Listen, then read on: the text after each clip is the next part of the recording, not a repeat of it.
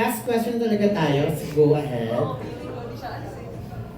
Hello, sabi niya nga talagang very empowering talaga yung series ng What Lies Beneath. So, and lately, meron tayong sa social media, lagi pinagbabatehan yung ang baba pa rin ng tingin sa mga kababaihan. Ito for you, sa apat kayo. Ano yung reaction niyo? Kasi di ba parang kung nabalitaan niyo na may isang politician na parang binastos sabi daw yung isang artist na kagaya ng Sabi to, nangyari. o nangyari. So, bilang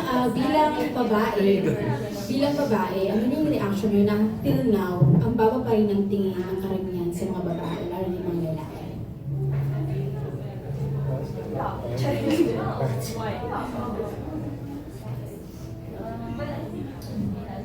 Oo, tulad ng sabi ko kanina, nakakapikon, nakaka-frustrate na until now, may mga ganun pa din, lalo na grown up yung nagsabi and nasa posisyon, di ba?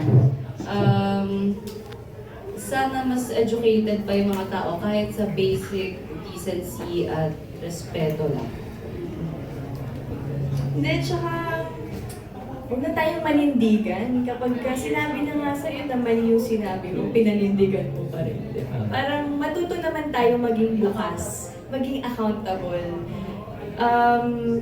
Yun lang, siguro mahirap nang baguhin kung ano yung mga ano. Ang hirap din tanggapin na wala tayong magagawa dahil ganun sila mag-isip. Pero ang magagawa natin at pinakamagandang magagawa natin is turuan natin na mas magandang asal yung mga susunod na generations. And wag natin gawin at wag natin gayahin yung alam natin hindi na. Let's not be like them. Siguro to follow up na lang din on what I said about Alice, na parang it's not rude to get yourself out of situations that make you feel unsafe as a woman. In the first place, we shouldn't even feel unsafe. Yeah. Why do we have to feel unsafe in public spaces, in public places? Hindi dapat ganun eh. So, ayun, dapat hindi natin hayaan, lalo na for the future generation, for it to stay that way. Ang dami pang kailangan ma-educate. Dapat hindi tayo ma-silence. And continue lang to speak up talaga about, lalo na with these issues recently, dapat hindi natin pinapalagpas talaga. Dapat tama lang na nag-iingay tayo. Yeah, it's disappointing, it's frustrating, it's painful, and nakakagalit siya to think that may ganun pa pala. You know, there are some people that are still there.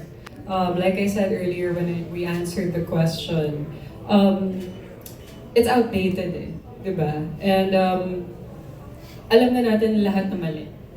But for me, what I love to see now though, and the bright side of everything is that I'm so glad to see more women speaking out now in support of each other. And I think that's so important and that needs to continue to happen. And conversations need to happen. I don't think we should feel shy about talking about it, just to avoid pissing people off. I feel like we need to have the conversation. We need to talk about it because it's still happening, and that's proof that it's still happening. And we still have a long, long way to go. There is still work to be done. But at least now, seeing women online supporting each other, there's hope and there's progress pa rin. Thank you. So, last na for me, it comes from the title, What Lies Beneath. Alam naman natin, as an artist, prone talaga kayo sa mga lies. So, paano nyo tinitake yun, lalo na social media, na ang dami nagkalat ng kasinungalingan tungkol sa inyo? Sino kahit sino yung gustong sumagot?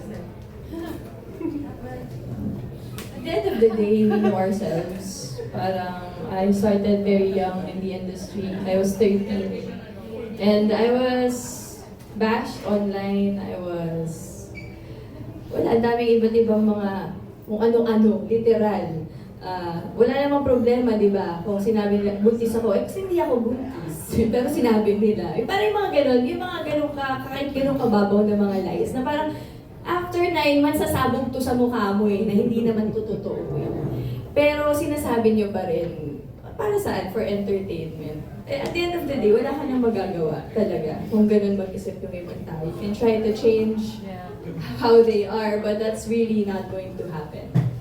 The best thing is, kailangan kilala mo talaga yung sarili mo. Tsaka malakas talaga yung paniniwala mo. And I think a very, very strong foundation. Like, ako kasi, malakas yung foundation ko kasi sa pamilya ko, mahal ako eh. Pag uwi ko, mahal ako ng mga tao dun eh. Hindi ko kailangan mag-prove ng kahit ano sa kahit kanino. Yung, kumbaga, okay, kung yan yung katotohanan na alam mo tungkol sa akin, problema mo yun. Hindi ko na siya problema. Kumbaga, alam ko kung sino ako, I know who I am. And that's so important that we really know who we are. Kasi minsan, sabihan kang pangit, o sinungaling yun. Pero alam ko maganda ako eh. So, ba't ako maniniwala sa'yo? Diba? Yung gano'n, kahit sa mga gano'n na lang kasimple na bagay. Parang, yeah, you should really know. Kung sinungaling ka, hindi totoo. Hello, charay. Yun, kailangan kilala talaga natin yung sarili natin. Ako din, lagi na lang. Hindi, totoo. Same sentiment na parang kilala naman namin yung sarili namin, yung people around us na kilala talaga kami, alam yung tunay na nangyayari. So hindi namin kailangan lagi i-defend din yung sarili namin. Kasi sa totoo lang, lalabas at lalabas din naman yung totoo.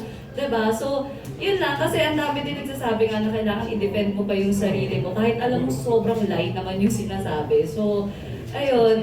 Tama yung sinabi niya na as long as maganda yung foundation mo, yun, alam mo kung sino yung mga tunay na nagmamatter sa'yo at nagmamahal sa'yo, eh, okay na yun. Alright. It's just noise. Ah, ganda no. It's just noise. Diba? At the end of the day, parang, bakit? Tsaka people like to talk about things, people like to speculate, and people like to ruin things that they don't understand. The more they don't understand things, the more they have a lot to say. The more they pick on it. So, and people love to, people really like to throw around their opinions even when they lack context. So, wala na tayong magagawa dun. Kasi if we try to explain ourselves to every single person who throws something at us, that would just be wasting our time. So, I think, wala, dead ma. As long as you know yourself nga, you know your heart, the people around you know exactly who you are and what your intentions are. So it's important. Just to add to that, I feel like as consumers then, and being online all the time, I think we also have to practice discernment. Because you know, there's a lot of fake news out there.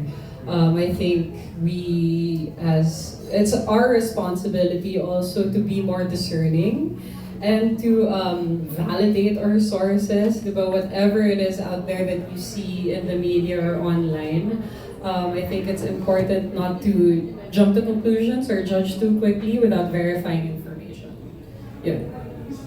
Thank you so much, girls. And of course, ito na nga, imbitahan na nga natin finally ang ating mga friends, ang ating mga media, mga vloggers, influencers, and of course, itong mga press and media na kasama natin